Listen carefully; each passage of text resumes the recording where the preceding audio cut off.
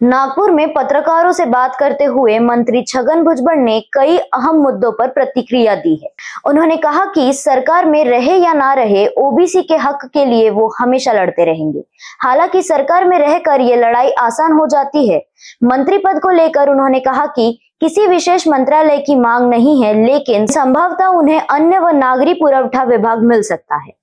धनंजय मुंडे की नाराजगी पर भुजबल ने कहा कि कोई भी मंत्री पद छोड़ता है तो स्वाभाविक रूप से नाराज होता है। वैष्णवी हगवने प्रकरण पर उन्होंने कहा कि नेता अपने कार्यकर्ताओं के घरों में क्या हो रहा है ये जान नहीं सकते, लेकिन अजित पवार ने उचित कार्रवाई की है। नाही, असं आहे की कोणी मंत्री झाला आणि त्याला राजीनामा द्यावा लागला तर तो नाराज असतोच ना, त्याच्यामध्ये तो मनुष्य स्वभाव आहे सगळा। आता आमच्याकडे असे अनेक कार्यकर्ते असतात, शेकडो हजारो कार्यकर्ते। कुणाच्या घरात काय चाललंय, कुणाच्या काय घरात चाललंय हे आम्हालाही कळत नाही।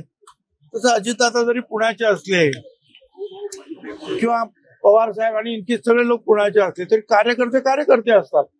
जोपर्यंत चांगलं काम करतात तोपर्यंत आपण त्यांना ठेवतो, पण त्यांच्या घरामध्ये काय चालतं काय नाही त्याची काय आपल्याला काही कल्पना नसते। त्यांचे उद्योग काय, धंदे काय माहिती असतं आपल्याला। पण ज्या वेळेला या अशा गोष्टी पुढे येतात त्यावेळेला कारवाई करायची असते आणि ती अजितदादांनी केलेली। कुणबी प्रमाण पत्र पर उन्होंने नियमों के पालन की बात की। शिंदे सेने द्वारा मुंबई के दावे पर उन्होंने बताया कि तीनों पक्ष मिलकर चुनाव लड़ेंगे।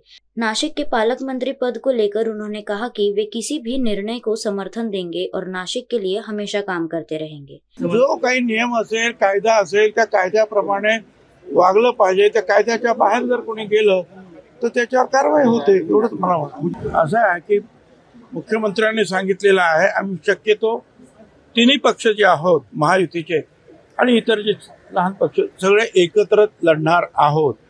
काही ठिकाणी जे आहे अपवाद असू शकेल असं सुद्धा त्यांनी पुढे म्हटलेलं आहे, तर त्याप्रमाणे पाहूया काय होते। मी सांगितलं हा पालकमंत्र्याचा वाद त्याच्यामध्ये मला पडायचा नाही। मी कालच सांगितलं मी नाशिकचा जन्म झालेला नाशिकचा बालक आहे आणि माझं काम मी मंत्री असलो काय नसलो काय तरी नाशिकच्यासाठी माझं काम सुरूच असतं। आता मंत्री अधिक काम करेल, पालकमंत्री नसलो तरी जे कोणी कारभारी असतील त्यांना पूर्ण सहकार्य करणार आणि माझ्या काही सूचना असतील, जनतेच्या काही सूचना असतील त्या ज्यांच्या कानावर टाकेल, त्यातली अधिक चांगली सूचना त्याचा आग्रह करेल। उन्होंने ये भी स्पष्ट किया है कि वे भाजपा के मंत्री नहीं बल्कि एनसीपी अजित पवार गुट के मंत्री है। जय महाराष्ट्र सदन घोटाले में उन्होंने खुद को निर्दोष बताया है और कहा है कि कोर्ट ने उन्हें क्लीन चिट दी है। ऐसा है ना कि अजित दादा ने उसको स्पष्ट किया है कि ऐसा कुछ भी नहीं है, ये सिर्फ जो है मीडिया में जो है बातें चली है।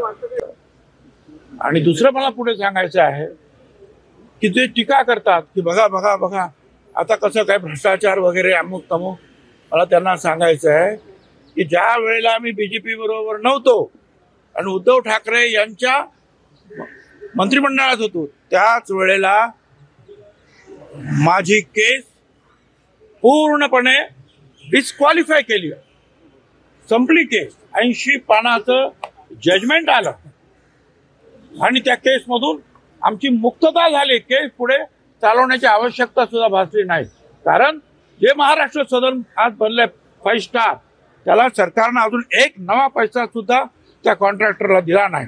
त्याने केवळ तेच बनवलं असं नाही तर मुंबईमध्ये आरटीओचं मोठं ऑफिस 5 स्टार बनवलेलं आहे, हाय माउंट गेस्ट हाऊस बनवलेलं आहे, काही अधिकाऱ्यांची घरं बनवलेली आहे, त्यांना अजून पैसे मिळाले नाही।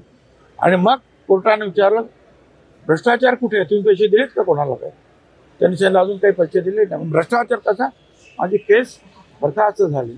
अखिलेश के साथ अभिषेक पानसी की रिपोर्ट।